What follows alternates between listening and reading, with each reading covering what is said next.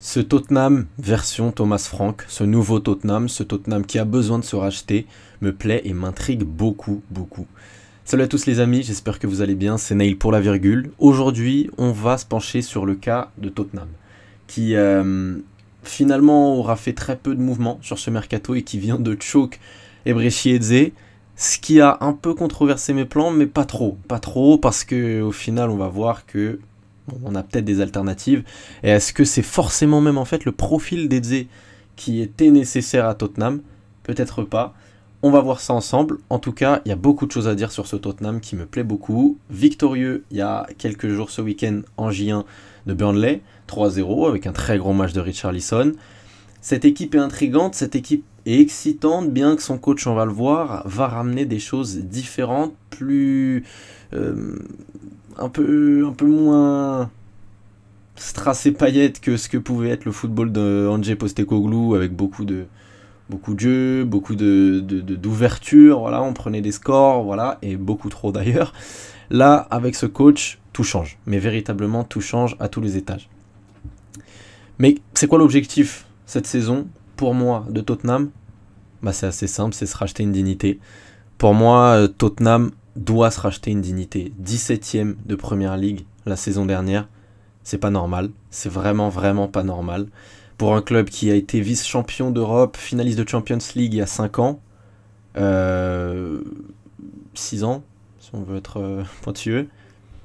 Un club qui jouait des tours avancés de Ligue des Champions il y a encore quelques années. Un club qui était surtout sur la carte du football anglais, qui se pérennisait à minima dans le top 4, dans le top 5, 6. Une mauvaise saison de Tottenham, c'était finir 6ème.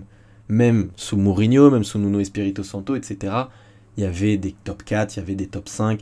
C'était pas à ce point-là. Tu finis à 38 points, avec seulement 64 buts marqués, 65 buts encaissés, moins 1 en différence de but, 17ème.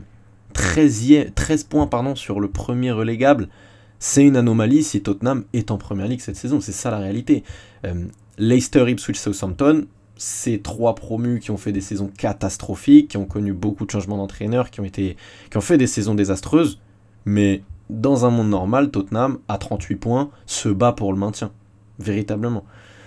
Bon, il y a eu cette Europa League certes, mais pour moi ça ne doit pas tout enlever de cette saison, et la preuve, Ange Postecoglou n'a pas survécu à ce désastre, tellement le gouffre était bien trop profond, tellement la plaie était bien trop profonde. Cette stat, pour moi, elle veut tout dire. Tottenham a perdu 25 matchs, toutes compétitions confondues, en 24-25, ce qui est tout simplement leur pire campagne de leur histoire, à égalité avec 91-92, pire campagne 2024-2025 de l'histoire du club. 22 défaites en Première Ligue sans avoir été relégué, c'est du jamais vu. C'est du jamais vu. C'est une saison absolument catastrophique qui, certes, par cette Ligue Europa, a été un petit peu rachetée. Il faut voir aussi dans quel contexte tu gagnes cette Ligue Europa, contre qui en finale. Est-ce que si c'est Bilbao je sais pas, en tout cas, la réalité c'est que la saison a été désastreuse et qu'il y a véritablement besoin de se racheter une dignité. C'est ça le premier objectif, au-delà de finir 4ème, 3ème, 5ème, 6ème en Ligue des Champions, jouer des tours avancés. Pour moi, c'est pas ça, c'est se racheter une dignité, c'est pouvoir se revoir dans une glace avec fierté, être le Tottenham d'antan. Ça va pas être simple, mais il y a un homme qui va pouvoir ramener ça, c'est Thomas Frank. Et je crois qu'il faut croire en lui, je crois. Un effectif complet. Bah ouais, pour moi, on est sur un effectif très cohérent. Voilà ce que devrait ressembler, ce à quoi devrait ressembler l'effectif de Thomas Frank en 25-26. J'ai simplement ajouté Savigno au dernier moment, parce que bon, on pensait plutôt à Eze, mais je pense que Savigno, il faudrait all-in dessus. En l'état, en tout cas, ça serait ma target numéro 1. J'ai proposé 2 choix alternatifs aussi. 2 choix qui s'inscrivent dans les dernières rumeurs. C'est Tyler Dibling de Southampton et Morgan Rogers Bon, pour l'un, moi j'ai un problème avec les... Enfin, non, j'ai pas de problème avec Rodgers parce que ça serait un coup immense, même meilleur je pense que Eze, parce que bien plus jeune et je pense avec un plus gros plafond de verre. Malheureusement, bon, on est à 10 jours de la fin du mercato, est-ce que Villa le lâcherait? C'est sûr que si tu peux casser la tirelire, mettre 80, 90, dans l'absolu c'était le prix d'Eze, donc si tu peux mettre 80 sur Eze, bah mets 80 sur Rodgers, mais je pense pas que Villa sera vendeur. Et Tyler Dibling, ça sort aussi pas mal ces dernières heures là, dans la presse anglaise. Maintenant, Tyler Dibling, c'est un ailier droit gaucher. Est-ce que c'est exactement ça qu'il nous faut? Pour moi, il faut un remplaçant à Young Minson. Voilà, c'est ça en gros. Young Minson n'est pas remplacé en l'état, on va en parler. Mais voilà, j'ai peut-être un peu de mal. Ce profil est beaucoup là, avec Kudus et Kulusevski. Johnson aussi très attiré par la droite. Dibling, qui est un joueur vraiment ailier droit gaucher qui rentre à l'intérieur, je pense que ce profil-là, tu l'as déjà suffisamment. Donc, pour moi, la target numéro 1 devrait être Savigno. Je crois qu'il n'y a pas trop de débat. Il fait pas une grande saison la saison dernière. Il marque, je crois, seulement 2 ou 3 buts grand max en première ligue. Il a une grosse disette. Il a des gros soucis de finition. Certes, c'est à gommer. Maintenant, moi, je pense que c'est pas ça que peut apporter en point d'orgue Savigno sur un terrain. C'est surtout sa qualité de 1 contre 1, sa qualité de percussion dont tu as besoin dans cette équipe. Comme j'ai dit, tu as perdu Young Minson, tu récupères Savigno derrière, c'est pas mal. À seulement 21 ans, on le voit dans ses stats avancées de Progressive Carries, donc prendre le ballon et avancer avec, prendre des 1 contre 1, 97% contre le top 5 des ailiers du monde, quoi, en Europe en tout cas. 95 en touche dans la surface, 97% de passes progressives. C'est un joueur qui prend le ballon et qui percute. C'est un véritable détonateur, dynamiteur sur un côté, qui va peut-être avoir beaucoup de déchets. C'est le propre, dans tous les cas, de ces ailiers-là très remuants, qui prennent beaucoup d'1 contre 1 par match. Je pense par exemple à Barcola, même si lui a des stats quand même monstrueuses, mais il a encore énormément de déchets devant la cage. C'est aussi ça Savigno, c'est beaucoup de déchets dans la cage, mais de la percussion à tout va. C'est une pile électrique sur un côté, et ouais, cette stat de Progressive Carries à 97, elle veut te dire que ce joueur-là prend ses 1 contre 1 et peut te mettre un feu pas possible sur un côté. Pour moi, Savigno, ça collerait énormément à un style très vertical. Quand Thomas Frank voudra plutôt adopter un jeu en contre, on l'a vu contre typiquement le PSG, c'est une équipe qui peut faire ça très très bien avec des très bons joueurs comme Mohamed Kudus, même Pape Matar Sarr au milieu, tu peux avoir des relais et aller trouver ce genre d'ailier à la Savigno. Pour moi ça fitterait totalement. Donc s'il y a bien un joueur sur qui je pourrais all-in après l'échec d'Eze, ça serait Savigno. En tout cas, moi, cet effectif, je le trouve cohérent. Derrière, on retrouve Vicario dans ses cages qui a connu une saison dernière un peu compliquée avec des blessures. Dans tous les cas, 80% de ces joueurs ont connu des saisons compliquées. La saison dernière, il n'y a pas de doute que ce soit en termes de blessures ou quoi. Dans tous les cas, c'était très compliqué. Mais il y a Vicario qui s'est blessé, remplacé par Kinski aussi, deuxième gardien très intéressant. Le Tchèque. Le secteur défensif me plaît énormément. À commencer par cette charnière. Van de Ven Romero, charnière que tu n'as pas pu avoir peut-être 5 matchs d'affilée la saison dernière. Et c'est aussi ça un des gros problèmes. Ça a été en tout cas un des gros problèmes parmi les nombreux problèmes de Tottenham la saison dernière. C'est ces blessures à répétition là de Mickey Van de Ven et Romero.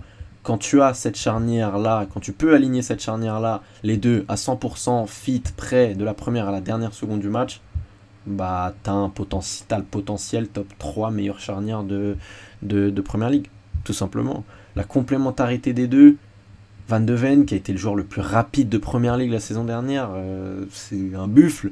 Et Romero, avec toutes ses qualités de grinta, au-delà du super défenseur que c'est, dur sur l'homme, très argentin dans le style, capitaine désormais de cette équipe, t'as une charnière. Je m'avance pas trop, je pense, en disant potentiel top classe, top mondial. Parce que, voilà, et en plus, 24 et 27 ans, ça peut encore te durer sur beaucoup de saisons. Donc voilà, il est l'heure d'avoir enfin cette charnière sur une saison complète. Van de Ven, Romero, on les a vus contre le PSG, on les a vus aussi en ouverture de Premier League contre Burnley. Avoir ces deux-là, ça te change juste toute la face de ton équipe. Même tes latéraux, c'est très très très sérieux. Le premier, c'est Jed Spence, qui vit une véritable renaissance dernièrement. Lui qui est arrivé à Middlesbrough en 2022, en 2022, très annoncé en Championship. Il arrive, ça a pris beaucoup de temps, il a pris beaucoup de temps à arriver. Prêté à Rennes, il a enchaîné des prêts. Là, depuis la saison dernière, il a pris ce côté gauche laissé par Udogie, beaucoup blessé malheureusement. Ça aussi, c'est un problème, parce qu'Udogie fit, c'est aussi très très sérieux, mais pour le moment, il traîne encore beaucoup de pépins. Pour le moment, Franck démarre avec Jed Spence, il a démarré la plupart des matchs de prépa et fait un beau début de saison et a même été très bon la saison dernière. J'attends au tournant Jed Spence, parce que à 1 an de la Coupe du Monde, lui qui n'a jamais été appelé en sélection, il y a une place pour moi, véritablement. Il y a une place à se faire. Si on regarde les latéraux gauche potentiels de Thomas Tuchel pour la Coupe du Monde, alors à droite, on connaît, c'est bouché, Reece James, Trent et plein de petits jeunes. On a vu Tino Livramento, qui est beaucoup plus un droitier, beaucoup plus un mec à droite qu'à gauche. Mais sinon, ta profondeur à gauche, il y a un vide dans cette équipe des Three Lions. Il y a une place à se faire. Si ce n'est peut-être, même pas peut-être, évidemment, Lewis Kelly. Et Lewis Hall aussi qui pousse pas mal, mais à voir sa saison, parce que lui aussi traîne quelques blessures. Lewis Kelly part avec une longueur d'avance, mais Jed Spence a tout pour être dans les 25, dans les 24, dans les 26, je sais pas combien il appellera. Mais Jed Spence a absolument tout pour être appelé. Et surtout, il a pour lui cette polyvalence. Il sait jouer à gauche, il sait jouer à droite. Pour le moment, il montre des très grandes performances à gauche, mais il est formé et a brillé en jeune, en Championship à droite. Donc cette versatilité-là, pour moi, Jed Spence qui fait une grosse saison à Tottenham, un Tottenham qui finit top 5, top 6, en faisant des gros matchs dans des grandes adversités, dans des matchs vus, dans des matchs regardés, contre City typiquement, contre United, contre Arsenal, bref, Jed Spence aura sa place. Je crois que je m'avance pas trop, donc j'attends beaucoup de Jed Spence. De l'autre côté, on a aussi un joueur qui m'intéresse beaucoup, c'est Archie Gray, 19 ans. Je l'ai mis à droite parce que je pense qu'il part un peu comme ça. Mais il a démarré contre Burnley au milieu. Et je pense qu'il a la possibilité d'être titulaire très vite dans cette équipe. Quel potentiel, quel petit joueur de foot. C'est un 6 qui a dépanné. Et ça m'a fait de la peine la saison dernière, qui jouait beaucoup central pour pallier justement ses blessures. Mais il est capable de jouer un petit peu partout. 8, 6, latéral droit, central. Joueur très versatile qui franchement pourrait être dans beaucoup d'équipes du top 4 de Premier League, même ailleurs en Europe.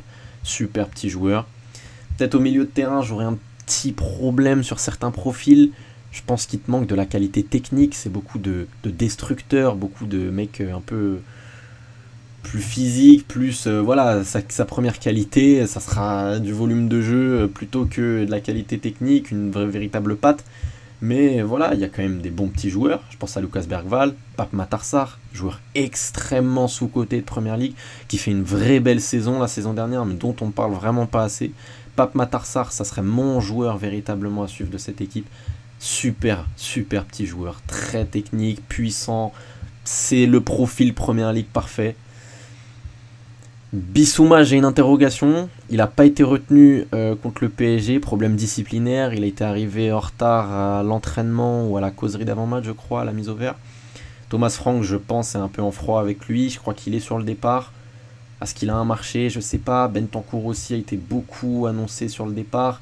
Je sais pas si ce genre de profil-là, ça serait forcément top 4 Première Ligue compatible, quoi.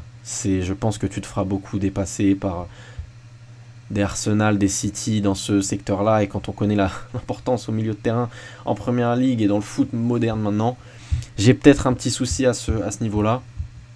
Mais par contre devant, avec en plus la prise de Savigno, ouais, j'aime cette profondeur. Mathys Tel, 20 ans. Bon, il a connu une entrée très très compliquée contre le PSG. Mais je crois qu'il faut compter sur lui. C'est un attaquant qui Rappelez-vous, hein, au Bayern, quand il faisait tout le temps ses rentrées décisives, on en parlait et on le réclamait en équipe de France. Mathys Tel, on l'oublie un peu ces derniers mois, c'était compliqué, il jouait pas trop au Bayern, là il peine un peu à se faire une place dans ces 6 mois à Tottenham, mais il s'est fait acheter, option d'achat levée. J'attends de le voir, il est capable de jouer ailier gauche, il est capable de jouer neuf, j'attends de voir Mathys Tel, Brennan Johnson, qui fait une deuxième partie de saison monstrueuse, Brennan Johnson la saison dernière, j'attends de le voir. La prise de Mohamed Kudus, super prise, match contre le PSG de haut niveau, il a montré que dans ce genre de grand rendez-vous, il était là, Mohamed Kudus, c'est la star, c'est le recrutement hein, de ce mercato de Tottenham. Je vous ai mis les recrues en jaune. Vuskovic, Takai, c'est des joueurs extrêmement jeunes dont on ne va pas forcément attendre grand-chose. C'est surtout Danso, Dragouchin quand il reviendra de blessure. Peut-être Vuskovic va gratter un peu de temps de jeu, mais je crois qu'il n'a pas beaucoup joué en pré-saison. La vraie grosse prise, c'est Mohamed Kudus. Et donc, potentiellement Savigno s'il arrive. Parce que même Palhinha, en soi, c'est un prêt. Et je ne sais pas ce qu'il faudrait attendre de Palhinha. Est-ce qu'il est forcément prêt physiquement, lui qui n'a quasiment plus joué au foot depuis 2 ans. Et Mathys Tel, donc c'est juste une option d'achat de levée. C'est la grosse prise, c'est la star de ce mercato. Kudus, ouais, on a déjà vu sur 2 matchs, et même en pré-saison globalement, c'est un vrai bon joueur de foot, capable d'évoluer à tous les postes, devant, à gauche, en 9, à droite, 10. Je pense que sa meilleure place, ça serait derrière un 9, libre, qui peut dézonner. Il donne 2 passes D à Richarlison ce week-end en venant de la droite. Brennan Johnson, lui, était beaucoup plus à gauche. Cette versatilité-là aussi, de tous les profils, on l'a vu avec le Paris Saint-Germain, c'est très important cette saison. C'est très important d'avoir des joueurs un peu malléables, capables de jouer un petit peu partout, et là c'est le cas. Mathys Tel peut jouer 9, ailier gauche, Savigno peut jouer sur les 2 ailes, Odobert peut jouer sur les 2 ailes, Kudus peut jouer sur tous les postes, Kulusevski peut jouer quasiment sur tous les postes. Maddison, malheureusement, ligament croisé, on ne devrait pas le voir de la saison. C'est pour ça qu'il faudrait peut-être un milieu offensif supplémentaire. Pour moi, Kudus peut assurer ce rôle. Maintenant, est-ce que Kulusevski, qu'est-ce qu'on attend véritablement de Kulusevski? Est-ce qu'on l'attend comme un ailier droit? Est-ce qu'on l'attend comme un 10? Je sais pas. À voir, en tout cas, peut-être une prise supplémentaire à ce poste de 10. Et moi, j'aurais peut-être une petite interrogation, ce qui donne un peu mes limites de cette équipe pour cette saison. C'est le numéro 9. Dominique Solanke, Richarlison, je pense que c'est un peu faible. Alors, Richarlison fait un très grand match, on l'a dit, hein, il met un but sensationnel contre Burnley. Mais voilà, je crois qu'à 28 ans, je crois 4e saison à Tottenham maintenant quand même, il n'a jamais vraiment montré l'étendue de son talent. Il n'a jamais véritablement montré pourquoi il fallait compter sur lui. Maintenant, année de Coupe du Monde, il y a peut-être une place en 9 à se faire. La concurrence serait avec le 9 de Chelsea, ça c'est drôle. João Pedro, il y a peut-être une place à se faire hein, dans cette Seleção. Est-ce qu'il ferait la grande saison en fin de sa carrière, Richarlison, qu'on attendait tant depuis ce transfert-là? Je sais pas. Et derrière Dominique Solanke, que tu as pris la saison dernière, qui t'assure un quota de but à 10, 15, 20, toute compète peut-être. C'est pas mal. Maintenant dans le jeu, c'est extrêmement limité. Je sais pas si... Pareil, c'est le numéro 9 d'une équipe top 4 Première League. Moi je regarde les numéros 9 et comment se sont renforcés les autres. United a pris Sesco. Arsenal a pris Gyökeres. City, bon, c'était l'hiver dernier, mais ils ont pris Omar Marmouche. Chelsea a pris João Pedro, Liam Delap. Toi, si c'est Solanke et Richarlison, je sais pas. Je sais pas, peut-être que ça serait là à ma limite.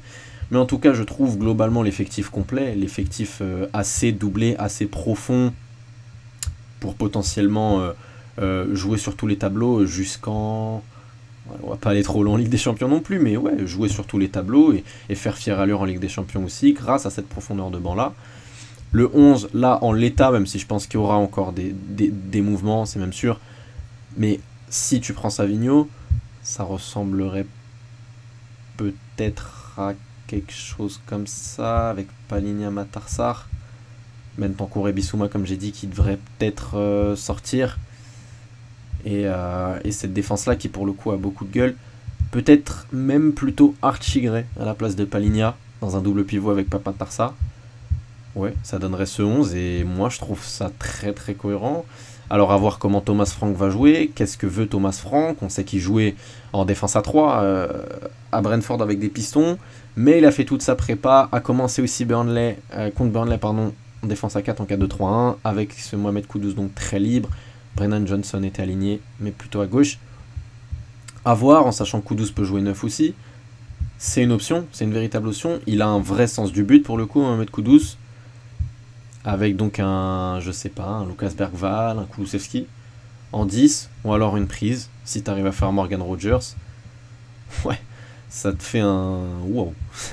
Ça te fait un 11 honnêtement, qui, voilà.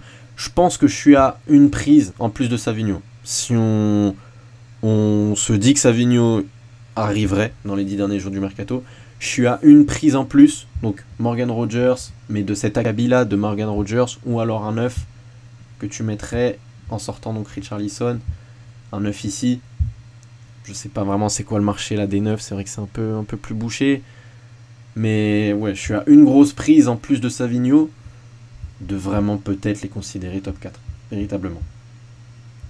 Donc l'effectif est profond, l'effectif est cohérent, l'arrivée de Savigno ferait beaucoup de bien aussi. Et tout ça avec donc la patte Thomas Frank. On en a parlé un petit peu, mais Thomas Frank qui arrive donc après plusieurs années passées à Brentford. Gros boulot fait dans le club qu'il a promu de Championship en Première Ligue, mais non seulement qu'il a promu, mais qu'il a pérennisé. Thomas Frank, sa vraie force, en fait, c'est que c'est un bâtisseur. C'est que c'est un coach qui s'établit sur la durée et qui montre sa qualité sur la durée. Un véritable bâtisseur. Ce qu'il a bâti du côté de Brentford en faisant émerger des gros joueurs. Je pense à Yohan Wissa, je pense à Brian Mbeumo. Ouais, il est capable de tirer le maximum d'effectifs qui sur le papier sont peut-être un peu moins bons que les équipes avec qui tu te battrais dans ta zone.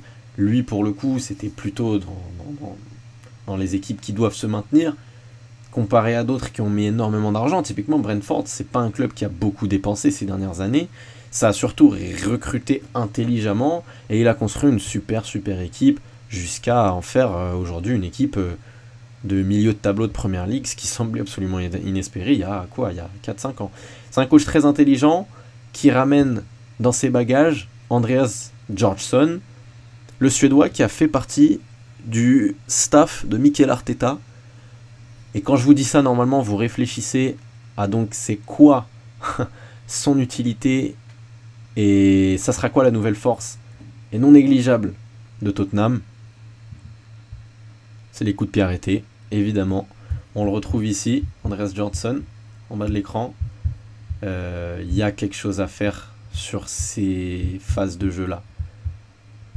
C'est une nouvelle arme pour Tottenham et non négligeable parce qu'on l'a vu, l'utilité, l'importance des coups de pied arrêtés ces derniers mois, ces dernières années, avec notamment donc ce Arsenal de Mikel Arteta, de Nicolas Jauvert, ça te fait véritablement gagner des matchs. Ça te fait gagner des points juste en sachant bien tirer les coups de pied arrêtés, corner, coup franc.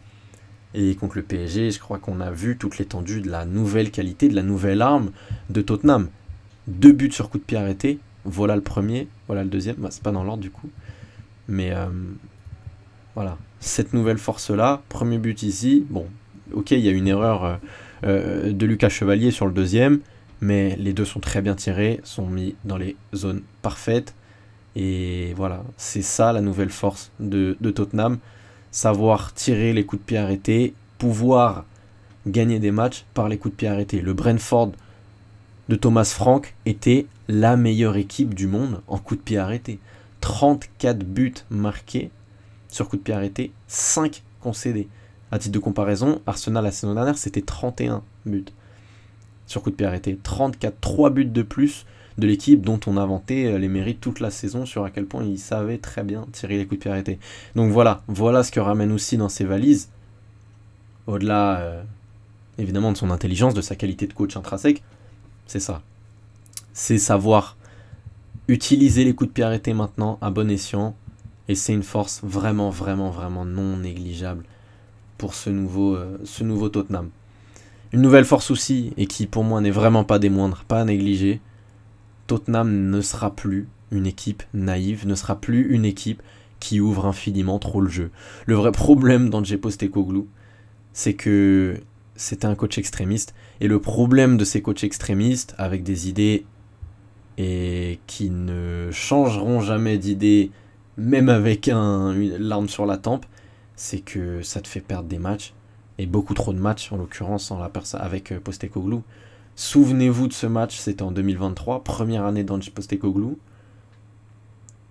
Tottenham est à 9 contre 11 après les exclusions de Romero et Udogie. Tottenham a passé son match à la médiane avec cette ligne haute et prend 2 buts coup sur coup comme ça.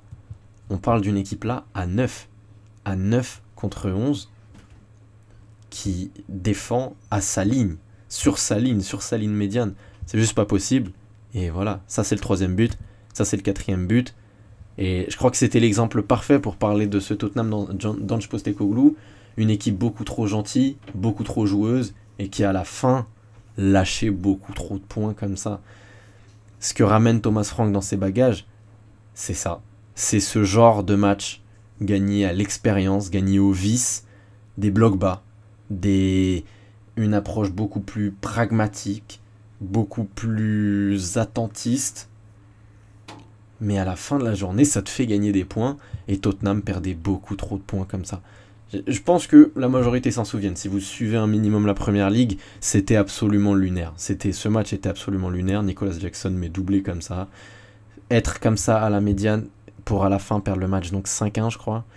C'est une humiliation que tu aurais pu éviter à 9 contre 11. En plus, ils étaient même pas si mal. Ils auraient pu peut-être gratter un nul ou quoi. Aujourd'hui, on le voit. Hein. Gagner un match à 10 ou à 9 même, c'est pas non plus impossible. C'est très compliqué, mais c'est pas non plus impossible. Allez demander à Rennes. Et à Rabiot surtout.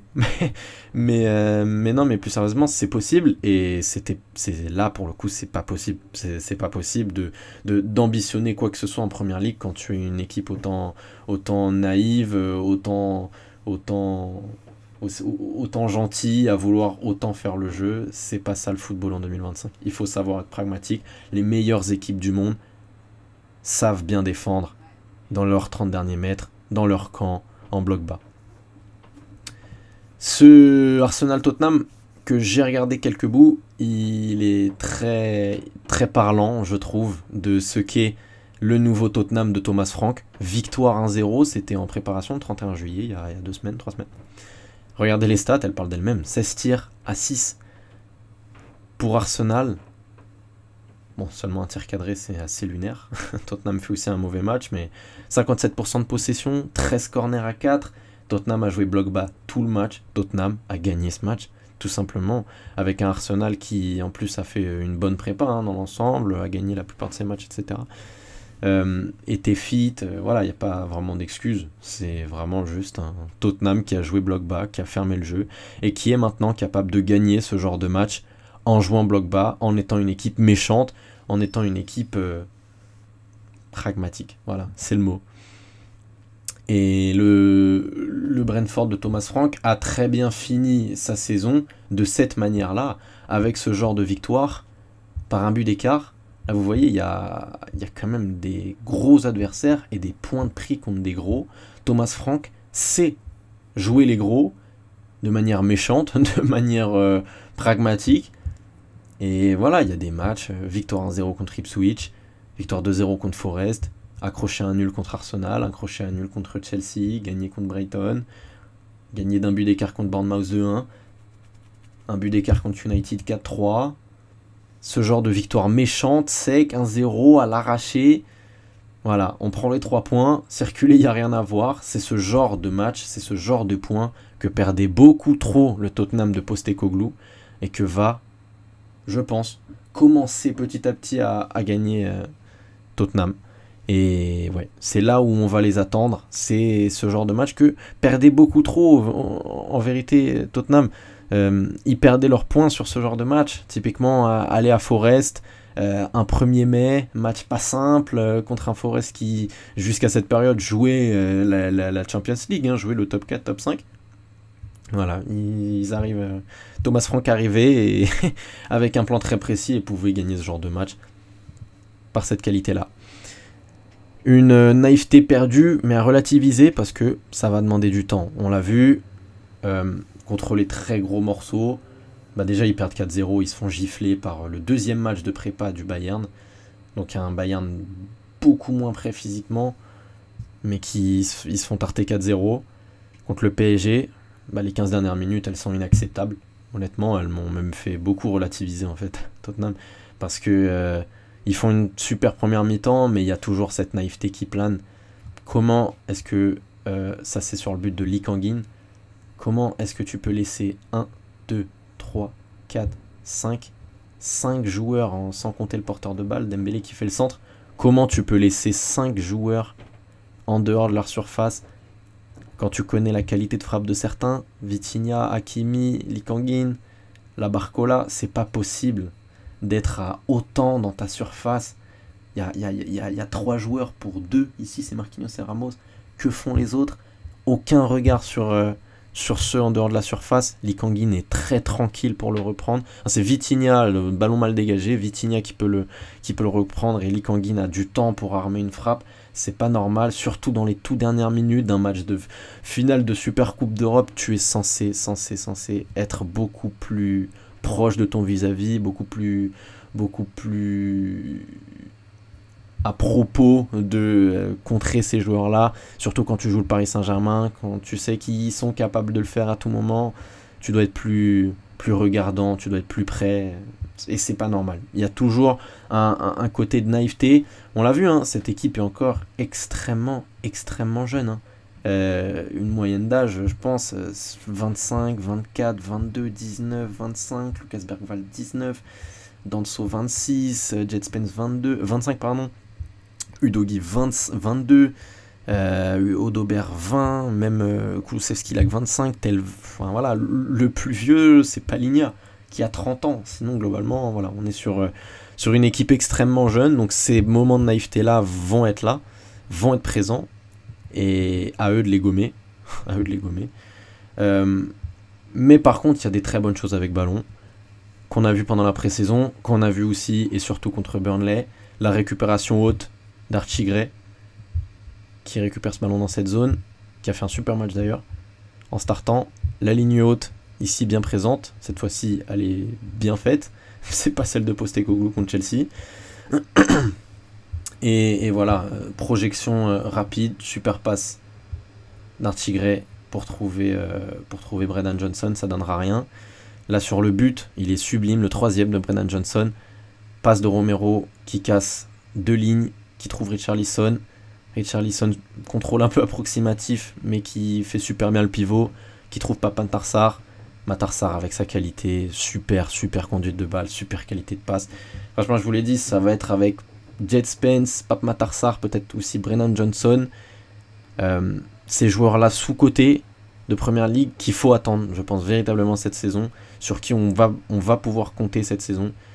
Et voilà, Sarr qui donne un super ballon pour Johnson, qui la glisse, ça fait 3-0, ça c'est un super but en 2 passes, une Romero, je compte même pas celle de Richarlison, c'est même pas une passe en vérité, c'est un contrôle approximatif, mais ça sert de pivot, et Pape Matar Sarr en 2 passes, 3 contrôles, ça fait but. Et voilà, cette verticalité-là, cette rapidité-là aussi, aller plus vite, au lieu des phases de build-up, au lieu du jeu parfois un peu stéréotypé. Dans le Postecoglou, cette équipe peut devenir méchante. Voilà mon avis sur la patte Franck. Cette équipe va et peut devenir méchante, cette équipe peut devenir plus pragmatique, gagner ce genre de match de manière méchante. Et on va le voir s'ils sont méchants, on va voir si ça y est, c'est rentré dans la tête dès ce week-end, samedi 13h30. Faut se brancher sur ce match. Manchester City-Tottenham, match à rater pour rien au monde. On va voir si cette équipe est prête. Ce screen me plaît aussi parce que on peut voir le calendrier de Tottenham. Ça, c'est le début de saison de Tottenham. Honnêtement, c'est un beau calendrier. pour, à l'aube de décembre, jusqu'au 22 novembre, et ce North London Derby là, le premier de la saison, match aller, tu joues Bournemouth à domicile, West Ham là-bas, Brighton là-bas, tu reçois les Wolves, tu vas à Leeds, tu reçois Villa, tu vas à Everton, tu reçois Chelsea, tu reçois United.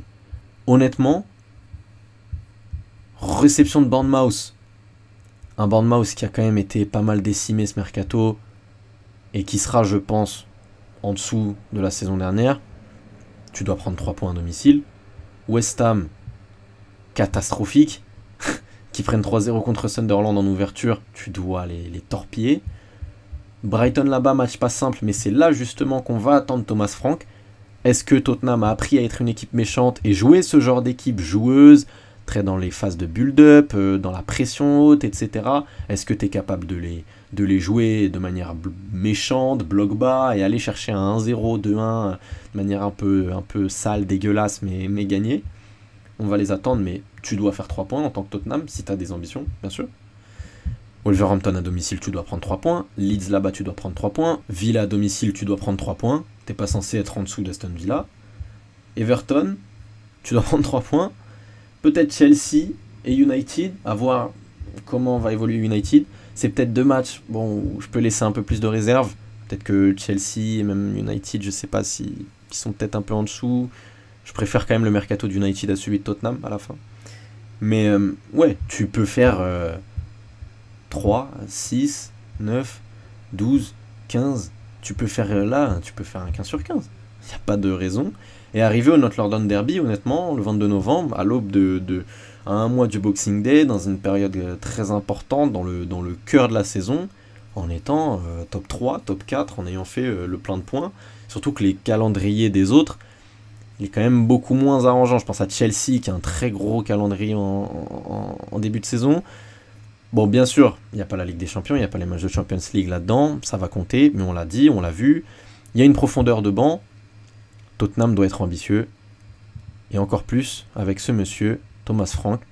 Tottenham, c'est l'heure. Tottenham, c'est véritablement l'heure. Tottenham, c'est le moment. Comme on l'a dit, de retrouver une dignité et de se pérenniser, de se remettre tout simplement sur la carte nationale du football anglais. Tout simplement. Merci d'avoir écouté cette vidéo les amis, j'espère qu'elle vous aura plu, n'hésitez pas à mettre un pouce bleu, n'hésitez pas à vous abonner, à soutenir la chaîne. On se retrouve très bientôt évidemment pour d'autres débriefs, pour d'autres analyses. Ça arrive très vite, abonnez-vous, à bientôt.